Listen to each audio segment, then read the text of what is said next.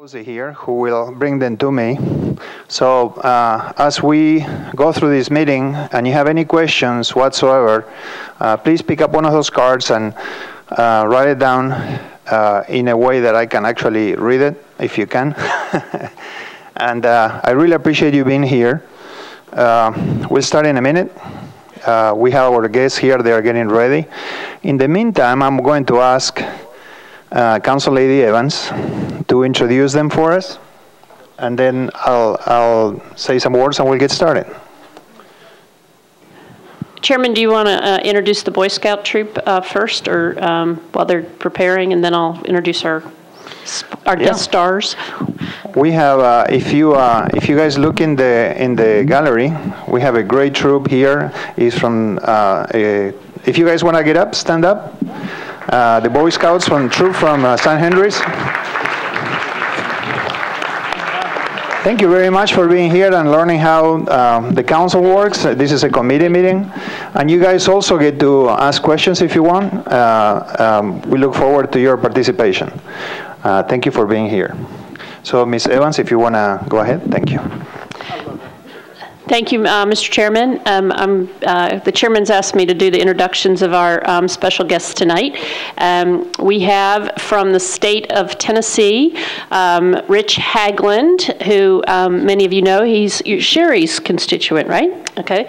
Lives in Sherry Wiener's district, and he is responsible for charter schools with the State Department of Education. Did I get that right, Rich? Okay.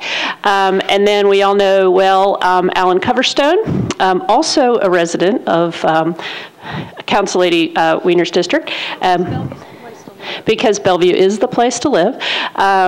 If you can't make it into the 23rd. And Alan Coverstone is head of the Innovation Zone for MMPS, and they are here tonight to talk about a provision in Tennessee state law regarding the parent-teacher conversion of public schools to charter schools. Take it away, gentlemen. Hold on a second. Let me say something. Thank you, Ms. Evans. So this meeting came out of a conversation Council Lady Evans and I had a while back, and I was very happy to facilitate this meeting because I'm a strong believer in information and learning about the rules that run the state and the city. I want to make sure you all know, I learned today that we won't be getting the BEP money from the state, which disappointed me greatly. But this meeting is not about that. It's about the parent trigger law. So I just wanted to make sure to the people that are sitting in the gallery that we won't be addressing that here, but I share your concern about us not receiving the money that is so necessary for students and employees of metro schools.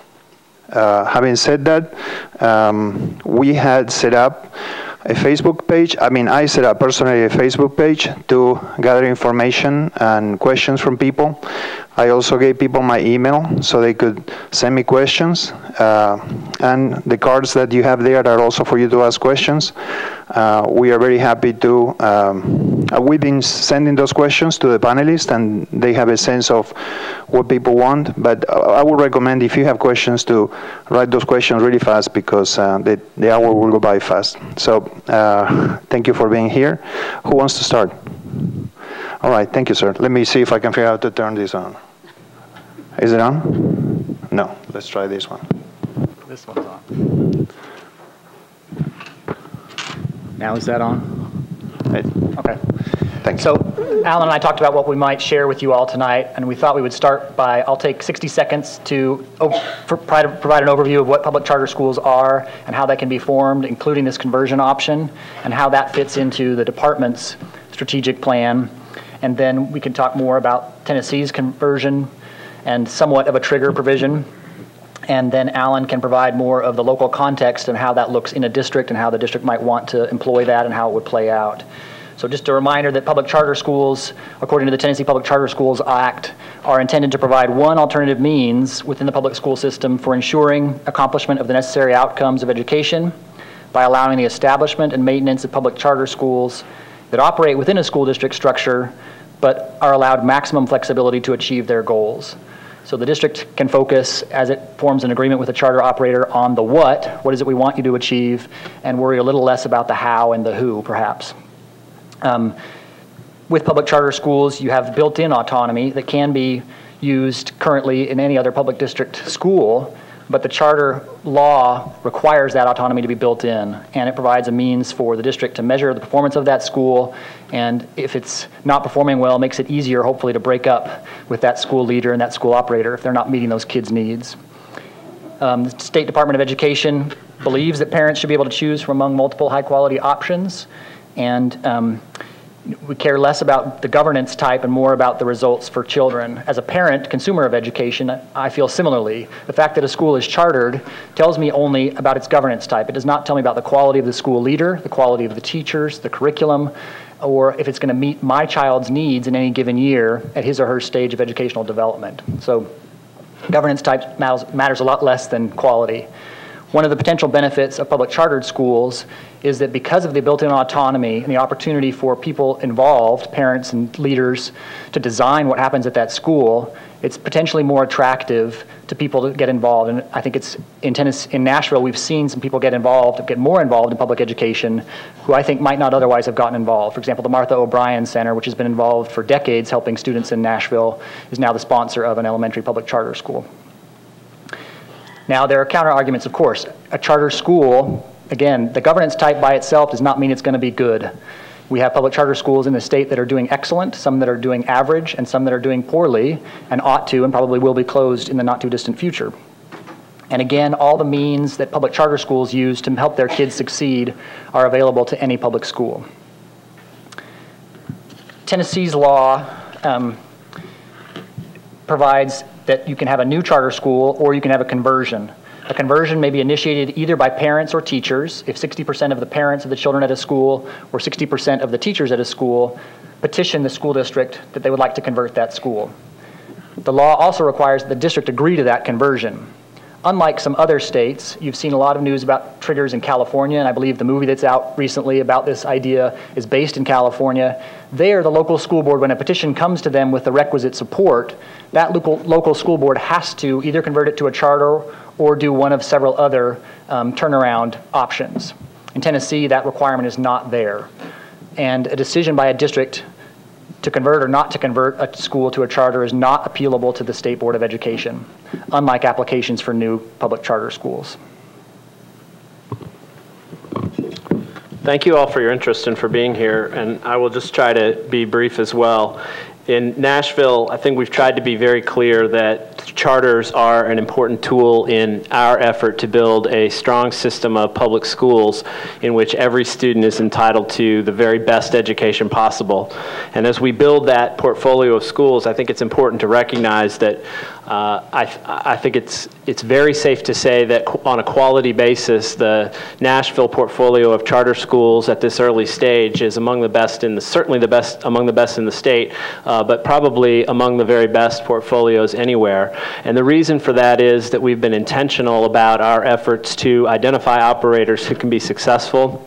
We've been intentional about our efforts to collaborate together so that there are not unnecessary barriers that would cost inefficiencies back and forth, but instead the district and the charters are collaborating to find efficiencies and save money for one another so that greater outcomes can be purchased for the same amount of input, and that we've been recognized nationally for our efforts in that regard when it comes to such things as our District Charter Collaboration Compact, which was one of the first 9 recognized nationally for the work that we've done in that area. You don't have to look too far to find areas where charter school development has been less deliberate and less intentional, and the results are predictably not as strong.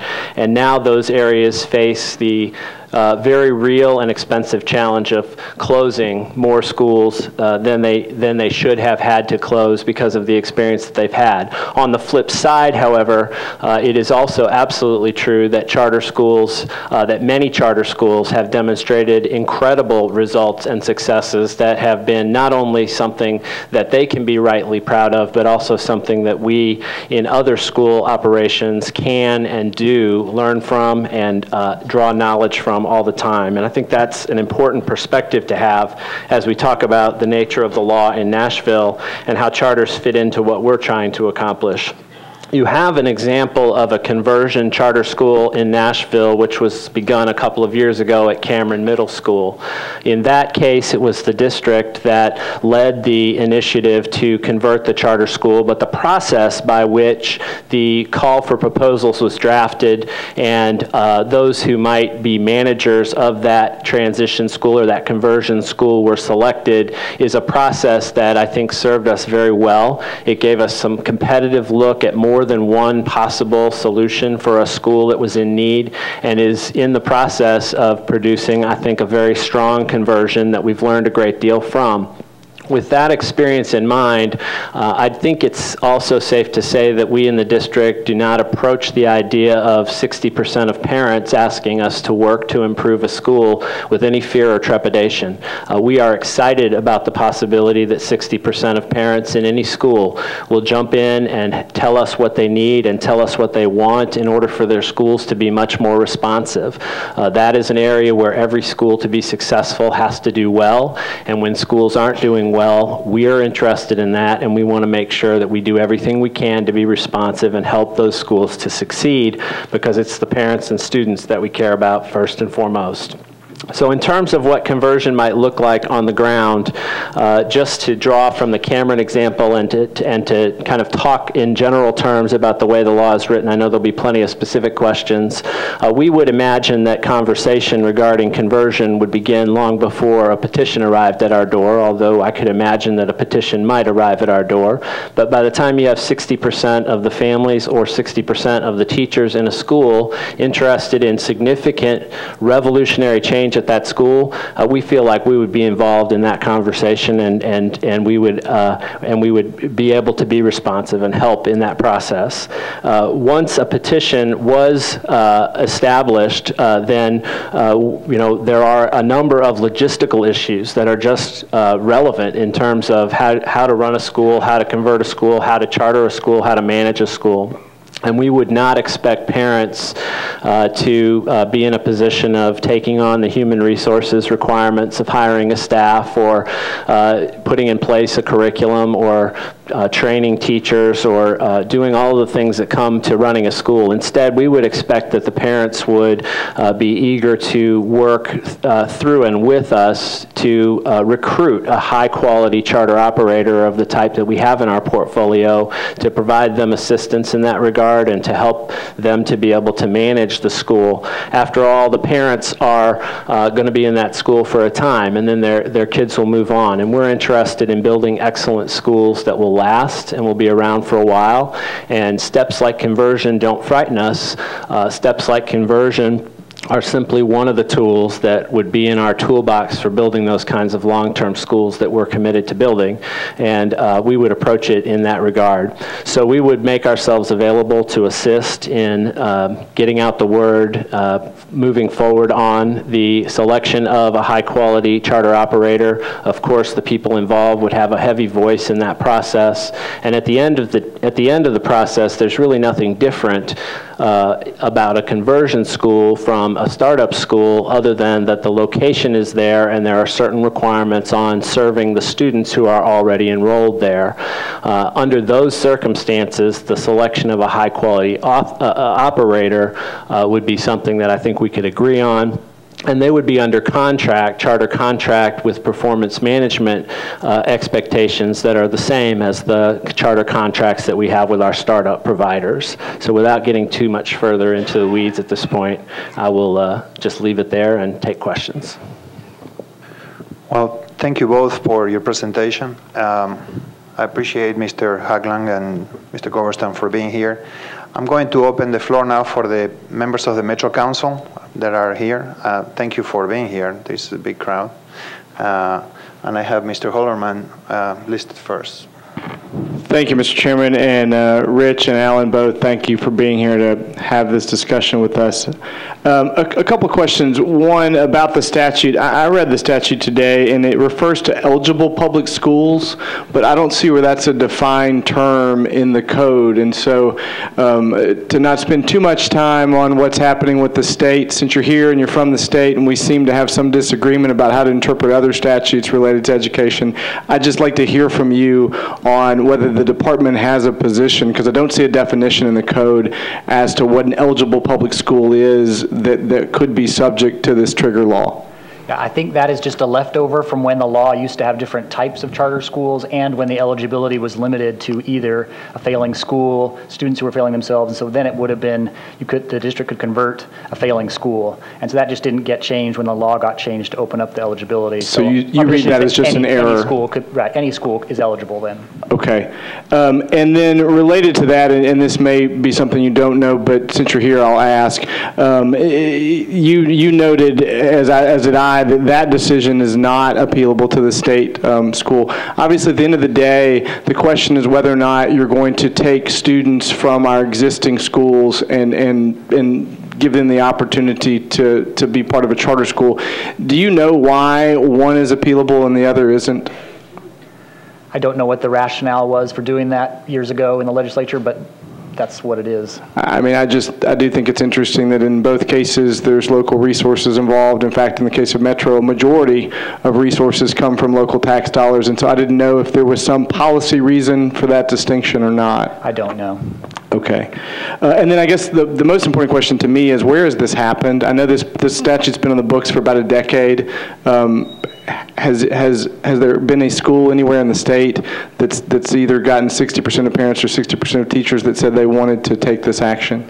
No, we've not had a parent or teacher-initiated conversion yet in Tennessee. We just have had the Cameron example, which was prompted by the district.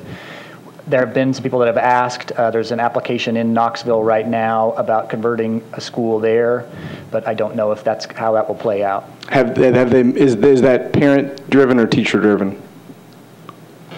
It's parents that they're getting 60% of support. And they have 60% at this time? I don't know if they do or not. Oh, I see. They're just in the process. They didn't have the petition. Is that Knox County or is that Knox County? Knox County. Okay. All right. Thank you.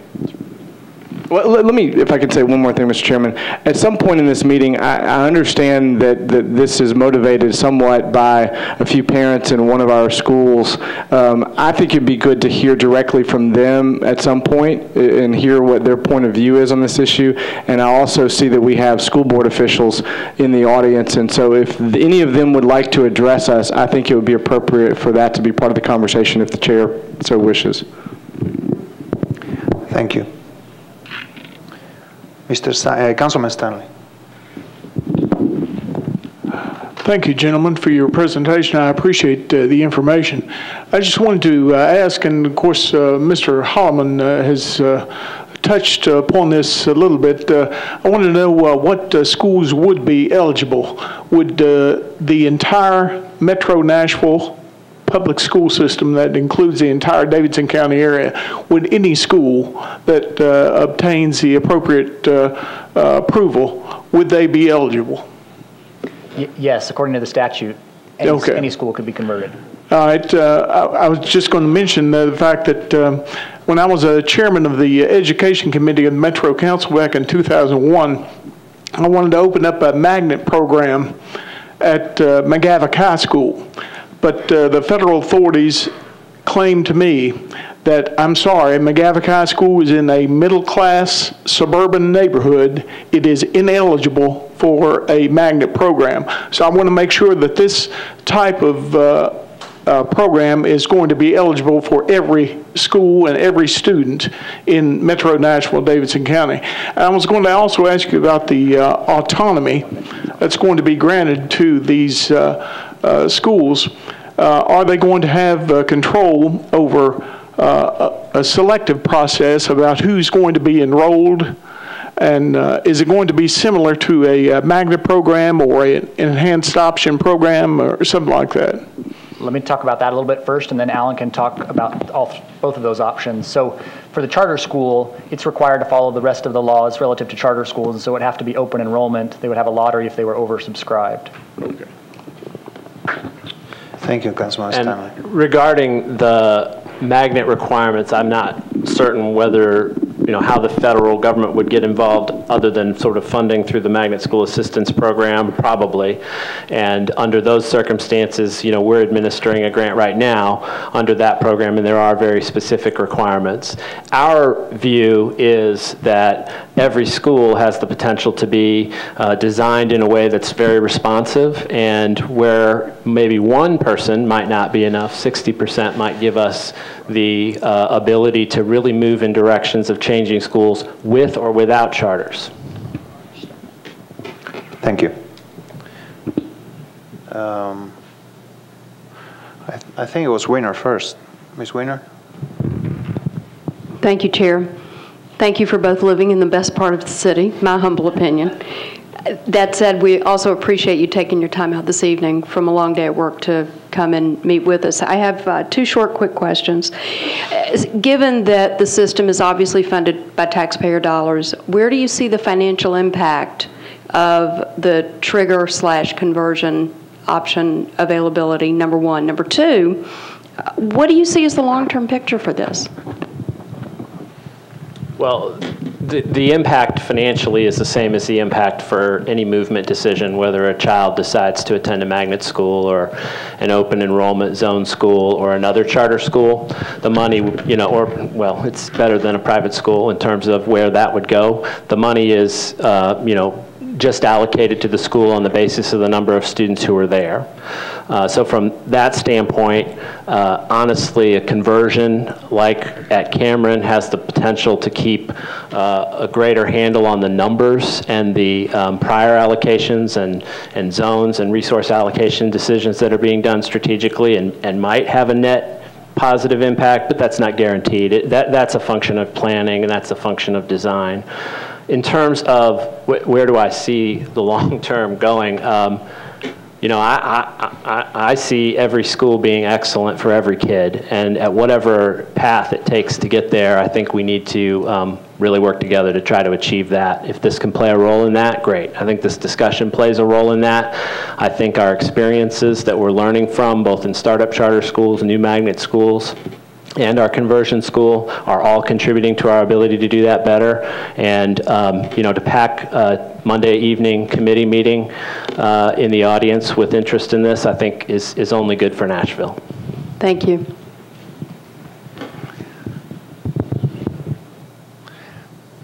We have some handouts that the speakers gave us, and I forwarded that to the council, but if anybody sitting in the audience would like to have access to that, we have some copies here, and maybe Rosie can bring them to the back. This is information about charter schools in general in Tennessee, and also about this law in particular. And I left a couple there before, so they may be passing around. Yeah, if you can bring that. Thank you, Rosie. Councilman Duval. Thank you, Mr. Chairman. Rich, Alan, thank you both for being here. What an interesting concept that I didn't realize had been legislated for the number of years it has been. I'm not sure that you covered some of the mechanics, and I would like to dig a little deeper into how the whole process would work. If we had a school in our area that wanted via parents or teachers to convert into a charter school, how would that process work in the way of the employees? Do they convert to a different company? They start all over? Do they get credit for the years that they've worked? Do they have how do their benefits change? And then the students that are there. I'm concerned about, you've got maybe a good school with a good group of students and a wonderful participating group of parents, and they want to convert to school, and now are they in some kind of a lottery system where it's a luck of draw? That would really disappoint me.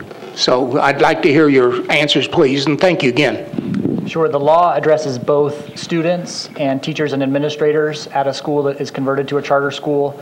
The students, particularly the students that are already enrolled, can stay there. They're the first option, and that's one place where if the school fills up with just those kids, the lottery wouldn't come into play at all. So that those kids have the first choice, and then after that it would be a lottery for students beyond those already attending there.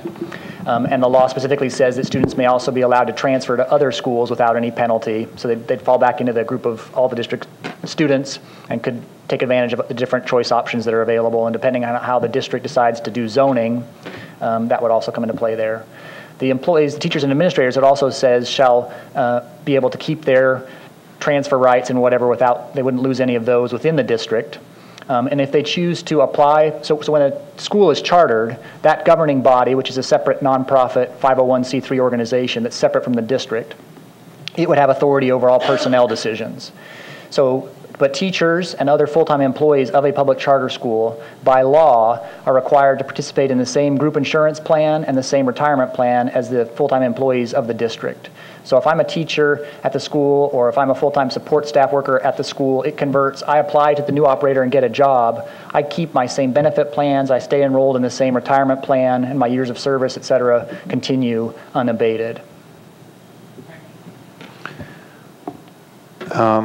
Thank you, Councilman. Council Lady Evans, your turn. Let me turn this on there. Thank you, Mr. Chairman. Alan, can I follow up on a few things that you said, just to flesh those out a little bit? One of the things you said is that you would prefer not to find out about the interest of parents in a conversion when they handed you a petition. And I always tend to default to zoning because those are so human, they're so involved in community, activities. And I would have a public meeting. But what would be your expectation of parents before they submitted a petition? What would you want to see?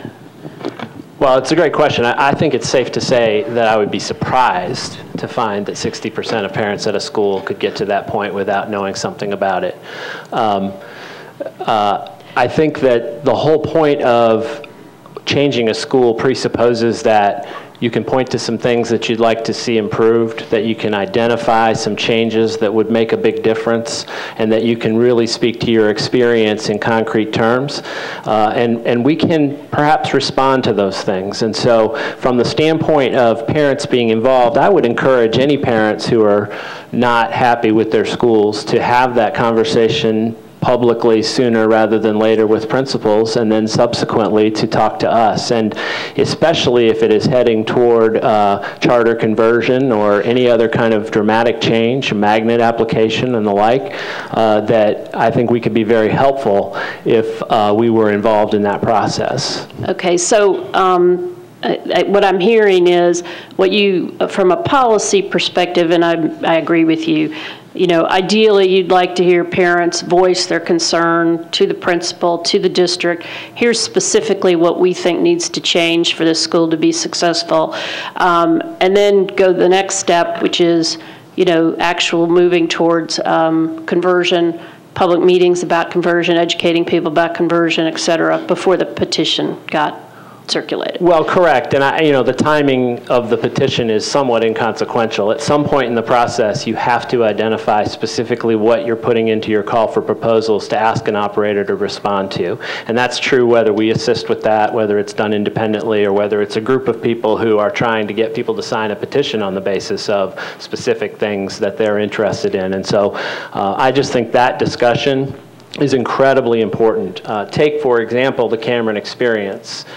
We spent a great deal of time investigating exactly what teachers, what parents, what other community members, and other stakeholders thought about the school and what they thought could be helpful and what they thought could be done. And without that, I don't think we could have written a very effective call for proposals. We certainly couldn't have directed the operators to what we were interested in seeing, and as a result, wouldn't be able to hold them accountable for those results. So that sort of informational process would serve a dual purpose. One, to let you guys know you've got unhappy parents, and two, that if it goes to the charter, you have a clear picture of what we didn't do well enough as a district, that they wanted to see change in governance. Yeah, exactly. Okay. If a parent group were to go that step, they exhausted the conversation without a conversion, they decide, okay, we actually want a conversion, and you sound like it should be a collaborative process, and I agree with that. Would you provide them with the list of the enrolled students? Is that and who would verify the signatures, and how would you handle that, the mechanics of that? Right. Yes, is the answer to the question. There is transience in our school populations, and so we would fix a date at which the student rolls would be verified. The law says that votes are assigned one per student, so if each family of each student has the right to sign the petition. If there is any question or concern, we would probably turn to the clerk for verification of signatures, but from the standpoint of enrollment, that's something that we could point to a date certain and produce a list of names for. Okay. And so if let's just using the theoretical process, it goes to the board sees 60%, they agree, okay, charter. Then you mentioned you would issue an RFP and try and recruit a high quality charter school to respond. The charter review committee that typically judges our charter applications under our current process, would that committee include parents or representatives of the PTO, for example, that could participate in the review process? Yes. Okay, so that's policy. I have one, Chairman, the benefits question Mr. Haglund I think addressed, right, which is years of service transfer. Okay, so if you work at a charter school, you work at an MMPS, you go to a charter school, they're all public schools in the eyes of the law, nothing changes. Okay, that's great. I think that's all transportation, that was one other question. Providing transportation, how would that be in the charter process? Excuse me, I'm sorry to interrupt you. For the benefit of the public, can Mr. Haglund expand on that? Your question, I think they probably want to know more information about it. About the benefits question? Yeah. Yes, the benefits and the retirement continues regardless of whether you're at a chartered school or not within the district. Okay. Thanks. Alan, would you just talk about, transportation and I guess with that comes geographical priority. Our schools in most of our county are pretty well located, serving nearby geographical populations. So what would be the policy vis-a-vis, a charter conversion? Would you be okay with them taking other populations, or would you consider it more important to serve the existing geographical area? And then how does that play into transportation? Well, the law requires serving the students who are in the geographic area first, and that would be my preference. But that's what the law says. Beyond that, it would depend on the number of students who chose to attend another school, which they would also have the right to do under those circumstances. And then at that point, recruitment of new students, decisions about transportation, and decisions about how far to expand in order to fill that school would be decisions that the charter operator would have to address from a standpoint of budgeting and finance. It's always a decision for a charter operator in allocating their resources for transportation between the students that they can attract to the school and those that they need to pay to transport. Okay, and that would factor into the charter approval process, those questions? Yes, it would also probably factor in very heavily to the financial calculations of the operators who would apply, because you'd be talking about a school whose geographic zone had departures, and you would have to provide transportation in order to fill and therefore make your budget. Okay, last question. So if a group of parents, they love the diversity of their school, they love the socioeconomic makeup, they love the teachers, they love the principal, they just don't want as many rules, they want more autonomy, they want their own budget, that's achievable through a charter conversion? Yes. Okay, thanks. Ms. Evans, may I just add on the figuring out enrollment and whether you expand a geographic area or something, the Achievement School District is converting some schools this year, and we will have some good lessons learned, I think, from their experience to share in any conversion situation because of that they're figuring out this year. Okay, and and I'm interested too, Alan, in as much information or data on Cameron, because I think that really is turning out pretty well. And as these ASD schools convert, Apollo is an ASD school, right? No? No. Brick Church Middle is the only one. Okay. I'd be interested to see, the progress that's being made with those conversions. Thank you, Council Lady. Councilman Harrison. Thank you, Mr. Chairman, and thank you, too, for being here tonight.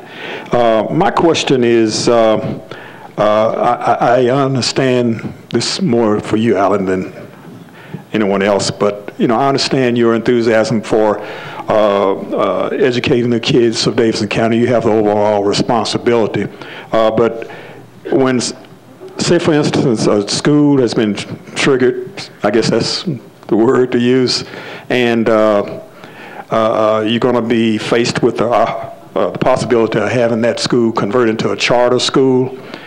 How does this affect you overall? Does this set you back financially as far as the budget is concerned, or do you stand to gain?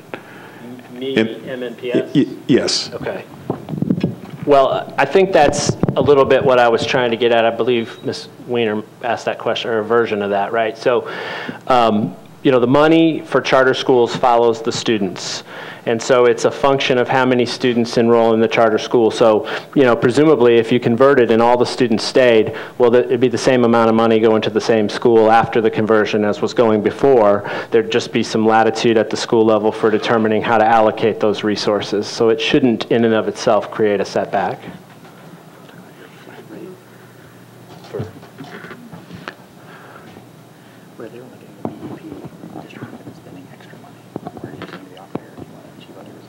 Are you guys cheating or something? Get our act together. Councilman Hollerman.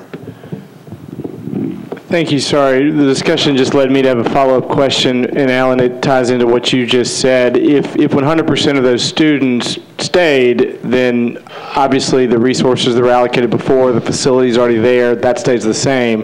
But as I read the statute, you have an obligation to provide those zone students with another choice if they don't want to be part of this conversion. And while I understand that a bidding charter operator would be responsible for transportation costs, which ultimately would factor into how much we paid them, the obligation to send students other places, I assume that's an additional transportation cost that this scenario would incur. Am I right about that?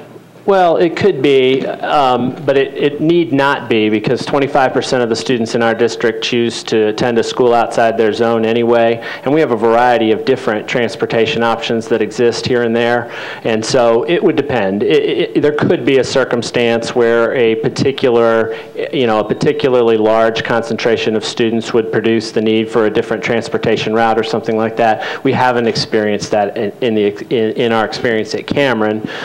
We were able to work primarily within our normal transportation routes, although we had to move a few around. What level of fall off from the previous student body did you have at Cameron? In other words, what percentage of students chose to go somewhere else when that converted? I'd have to get you the exact number on those that left. The net student body increased at Cameron in the first year after the conversion, but there were some families that chose to take other options, and then they were provided those options. So I could put that in the data that I get for. Yeah, I'd be interesting to see. I do think it would be instructive. Yeah. And then related to that, can either both of you talk a little bit about, Councilor Evans referred to rules that would be relaxed in terms of choices that could be made if a school converted. Can you talk a little bit more about what rules would be relaxed? I'm sure teacher tenure obviously is top of the list, but what else would you see changing if you actually went through this process in an individual school?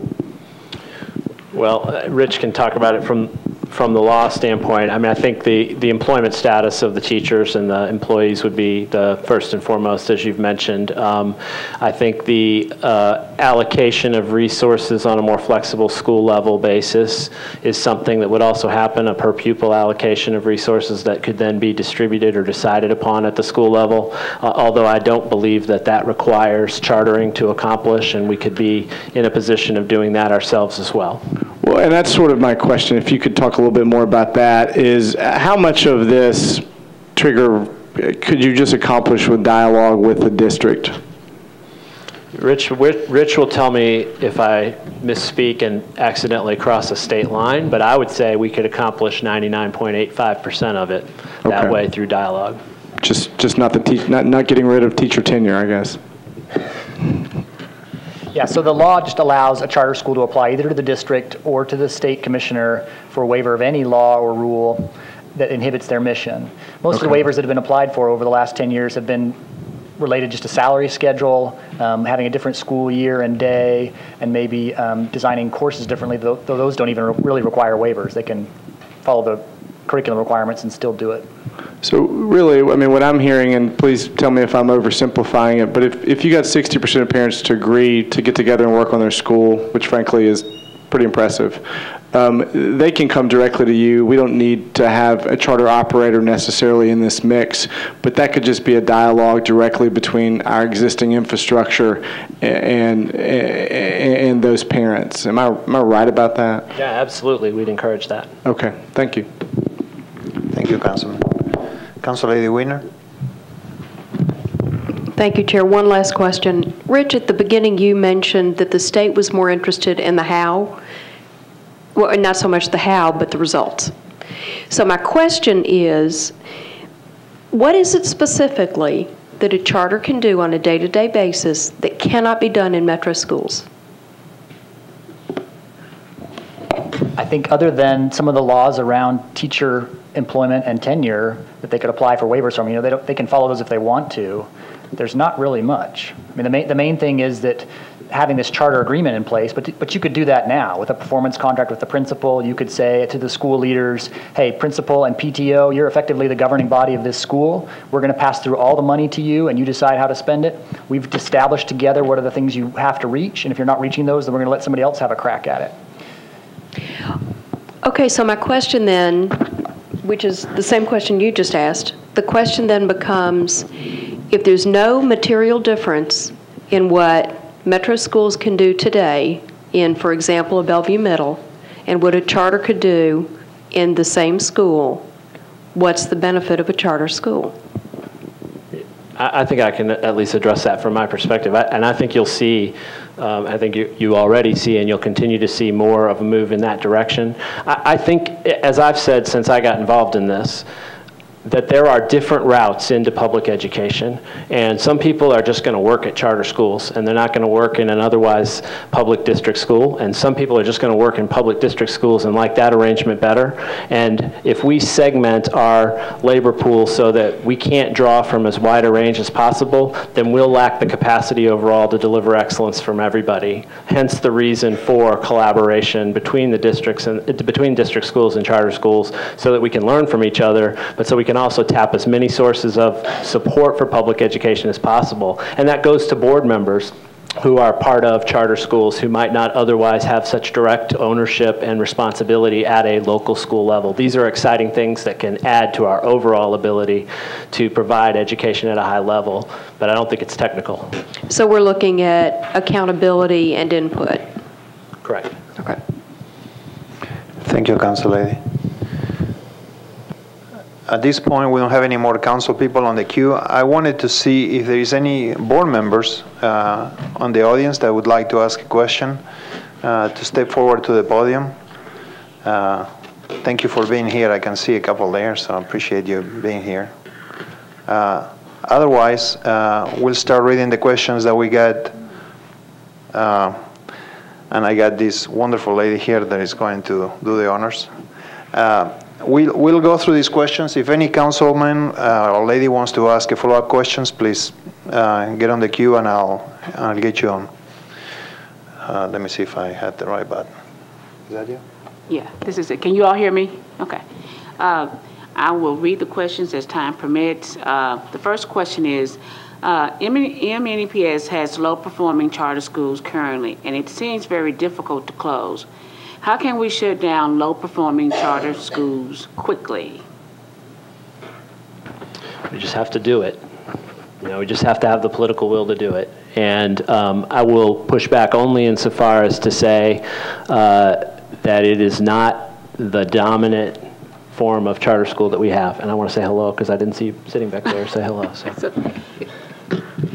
The second question, is there a potential to have a reverse scenario possible? For example, if you have a 60% majority to convert to a charter exist in 2015, but by 2025 you have 60% wanting to go back to being run by the district, is that possible? Yes, so that could potentially be, if there was real dissatisfaction with the charter school's performance from those parents, that's certainly a reason for possible revocation that the local Board of Education could take into account. And the other thing I would add is that particular time frame is 10 years, which means that the school would be coming up for renewal and would not automatically be renewed if there were opposition of that type. Okay. Third question, what recourse is available for a school that undergoes conversion but fails to meet AYP? Is that school subject to arbitrary change back to its former structure? So Tennessee's law changed this spring to make the one, so there are several grounds for which a charter school may be have its charter revoked or not renewed. And it used to be that if they failed to make adequate yearly progress for 2 consecutive years, that ground was the one that could not be appealed. Instead, it has now become if that school lands in priority status, meaning it's in the bottom 5% of all the schools in the state, that is now the one ground for revocation that cannot be appealed to the state. And so that could happen during the term of a charter or not at the renewal stage. Okay. The next question is, this looks like a great way to strip teachers of pay and benefits and put in wealthy pockets.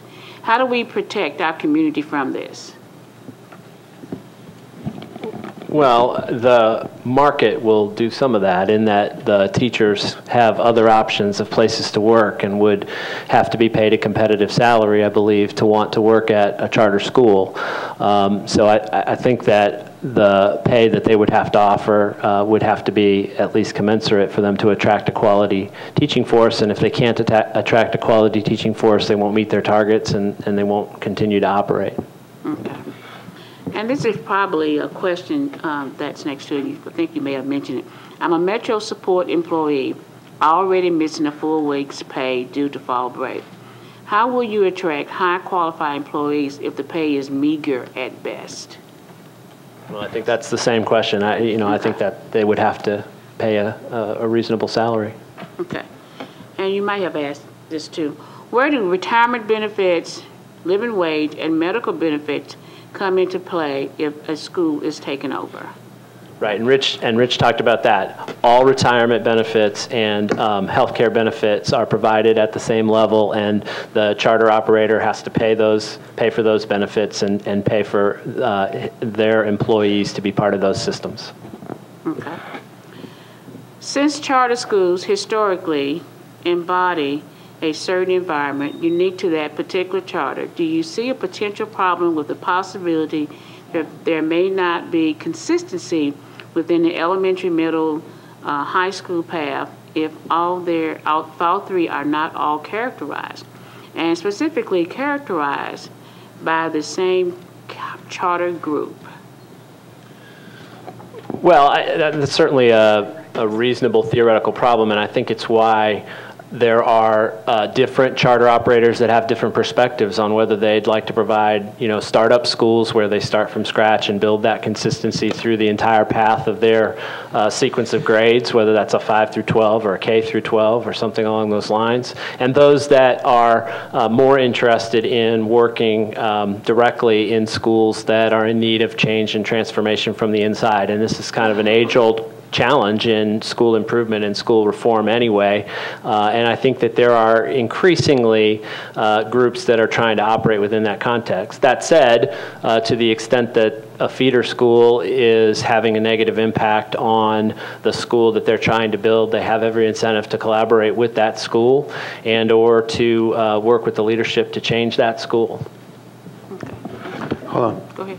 And if I may, that's a good example of a question where the governance type is irrelevant. That could be at any school, and I think what's important is that as a district and as a state, that we inform parents well so that when they choose to send a child to a Montessori elementary school or a Padilla elementary school or some different type of elementary school, that they're then cognizant of what will that mean when that child gets ready to go to middle school and what choices will be best for that child.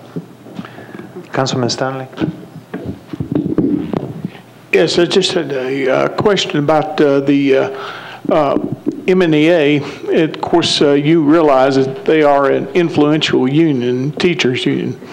I'm a licensed teacher myself, but I want to make sure that these charter schools, if indeed the community wants a charter school in their community, they want the public school converted to a charter school, that the business that takes over the charter school will not simply do away with the teachers because they're associated with the MNEA.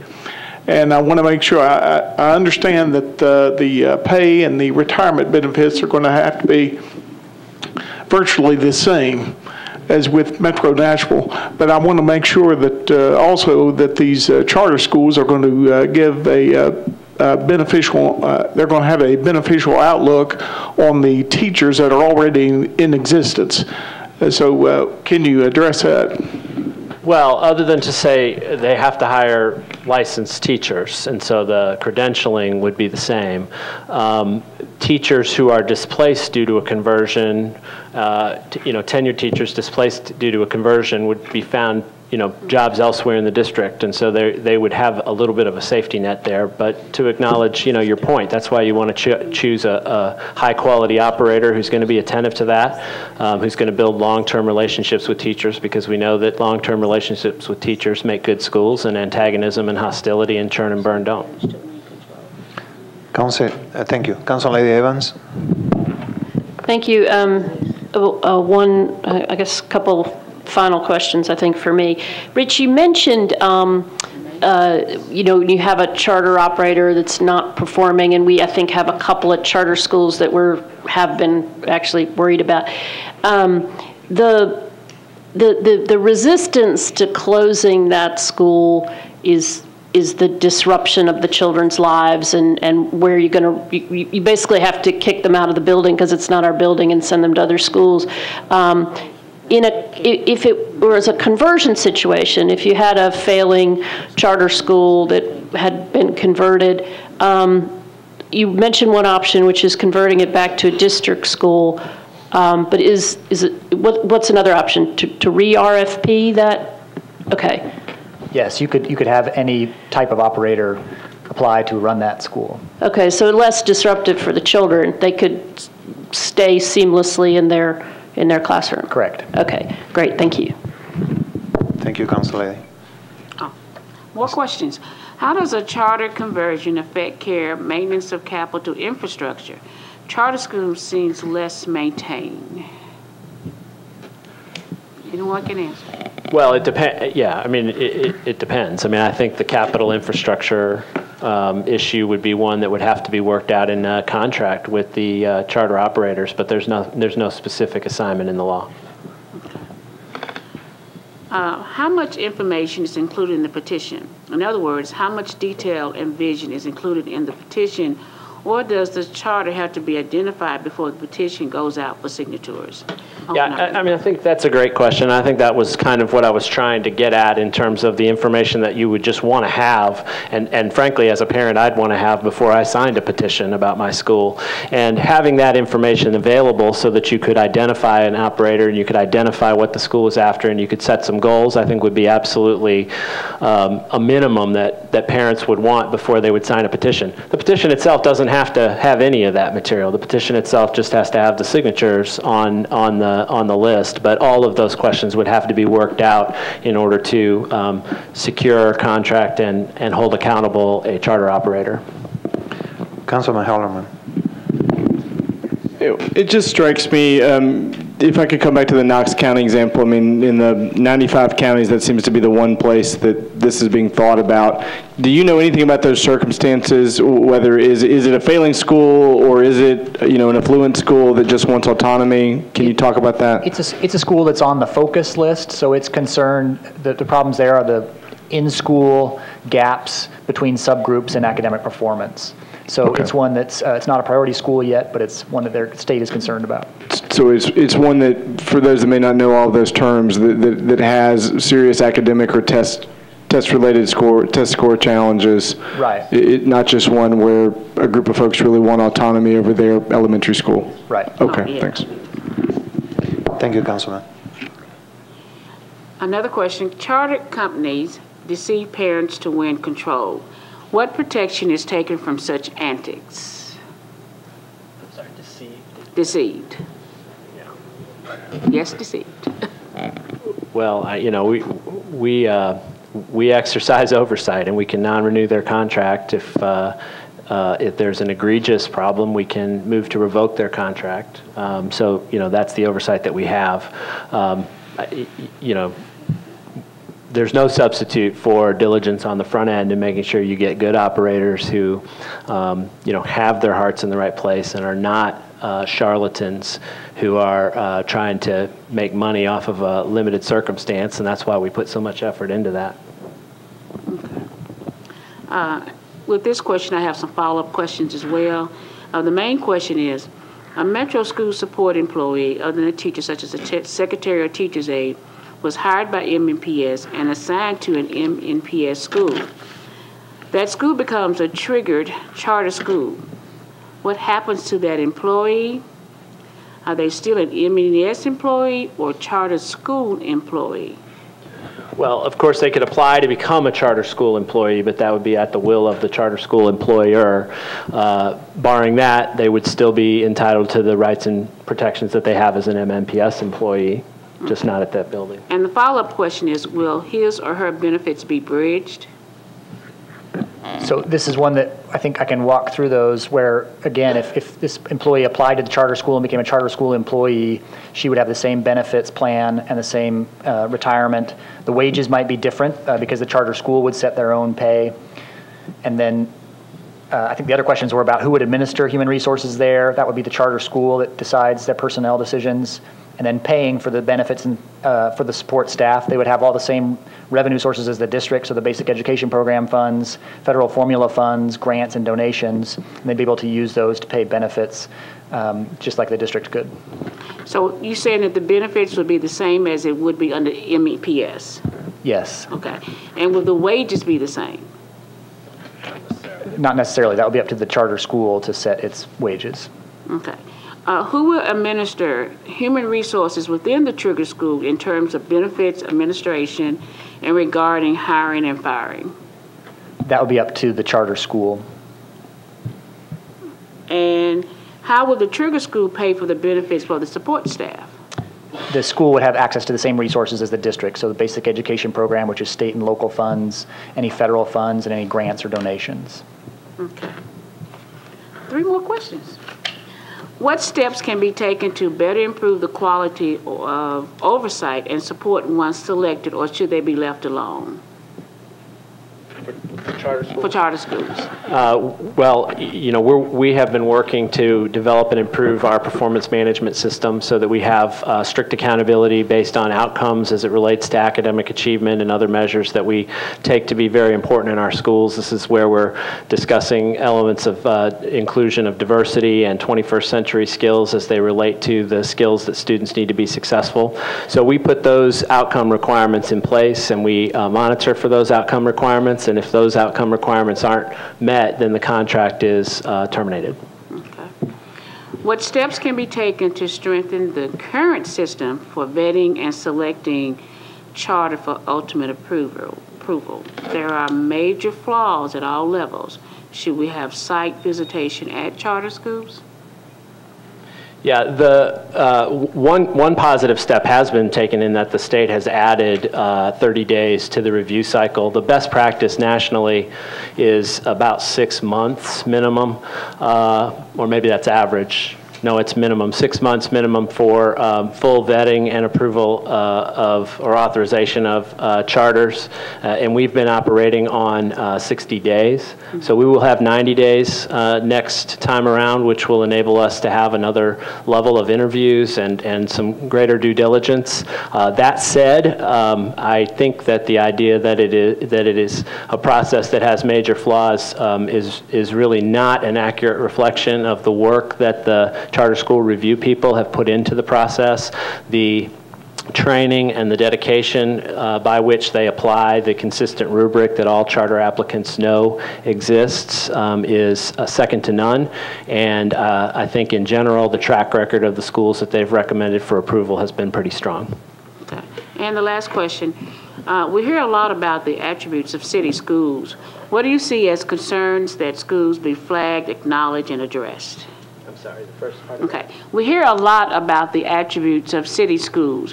What do you see as concerns that schools be flagged, acknowledged, and addressed? I'm not sure. Yeah, I'm not sure exactly. Bottom line, the concern is, do the children who leave the schools have an excellent opportunity at a great life in the world that they're going to inhabit? Okay. And nothing short of that should be ignored. Okay. All right. Those questions. Thank you, Council Lady. I have Ms. Evans, Council Lady Evans on the queue. Alan keeps saying these provocative things. It makes me think of questions. As you know, Alan, there are a lot of kids on the waiting list for the magnet schools, okay? And we've heard in this chamber and everywhere else, gosh, we'd like another academic magnet. What if parents weren't looking for a conversion of a school, but rather to embed inside that school another maybe academic magnet with a geographic priority or something like that for those kids who don't make the aptly named lottery at Hume-Fogg or MLK? Would that be a conversion process, or do you see that as another route? That seems a little more fundamental, but I think discussions along those lines have to do with what's being accomplished and what we're trying to accomplish. And so, we're open to input, but I don't think we're interested in expanding those numbers at this point. You mean the magnet school numbers? The selective admission schools. What we're trying to do is to demonstrate and to really make true the promise that this is a city for everybody, and that regardless of selection criteria, we should be able to provide an excellent education for everyone. And so that's what we're spending our time on. So we want our children to have the right to attend an excellent school, reasonably located near their home. Sure, absolutely. Okay, thanks. Thank you, Council Lady. I got a question on an email. It says, how high should the bars be set for the selection charters? Nationwide, the criticism is that the bar is too low. What should that bar actually look like? What should charters do that good public schools do not already do? Yeah, I mean, that's why you spend so much time and effort on the authorization process, and why it, it's going to be a challenge anytime you're trying to hold a very high bar for the quality of the schools that you're opening. I think at the margin that you should err on the side of not opening a school that might fail or that might not deliver what it's promised, rather than erring on the other side, because the disruption and the financial expense cannot be ignored that come with closing schools. It is true that charter schools can be closed, but it does come with costs, and it does come with disruption that, all things being equal, we ought to invest in contractors who are going to minimize those risks.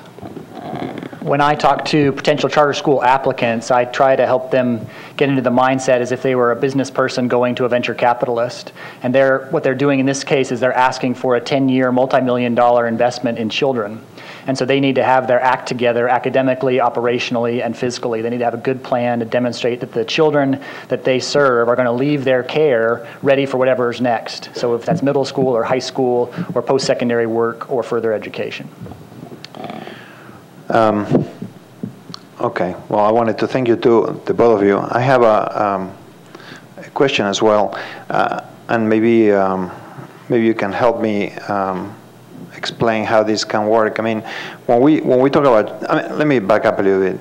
My schools in my district are overcrowded. We have portables, and there is a school that is getting ready to be built close by, and some of the community on that part of the city are concerned about what will this do to traffic, to their community. So for them, that is an inconvenience in terms of traffic. For the rest of us, it's an inconvenience in terms of overcrowding our schools.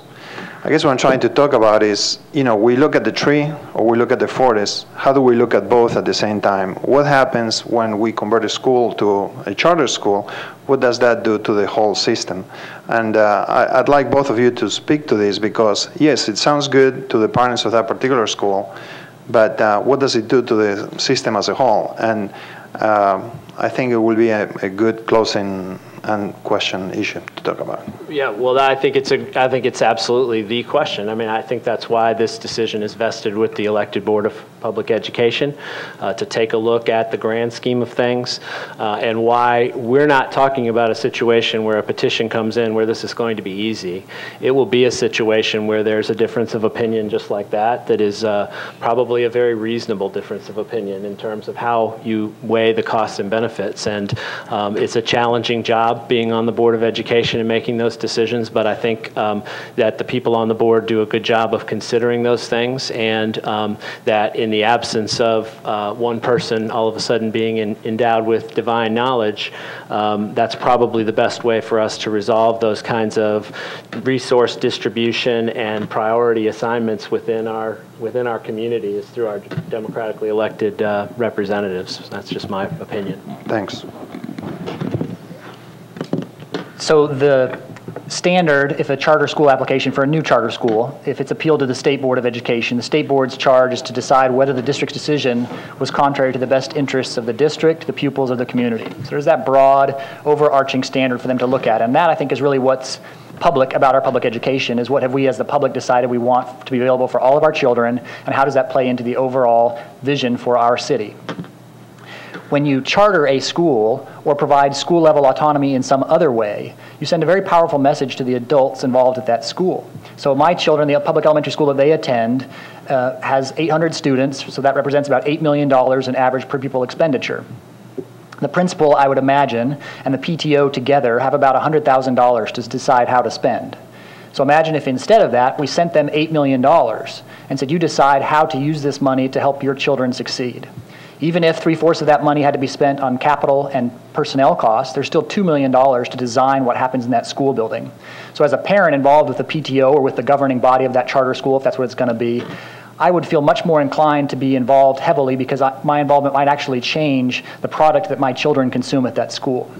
So I think as the board as a whole, which has a concern over all the kids in the community, not just those attending the public schools, but even making sure that the kids are attending a school that's approved by the state and making sure that all the kids in the community have access to a great education, when they potentially unleash that empowering message by giving more autonomy at the school level, I think it will bring to life a lot of resources that right now are dormant. So there's the potential there for any initial loss that might be seen by allowing the per pupil money to flow to the schools to really come to fruition in the district. And I've watched Nashville use the existence of chartered schools to try to change the way it operates district-wide in a beneficial way. Well, thank you very much. I think Ms. Evans would like to speak. I think you said twice that was the last time. Okay. It's his fault.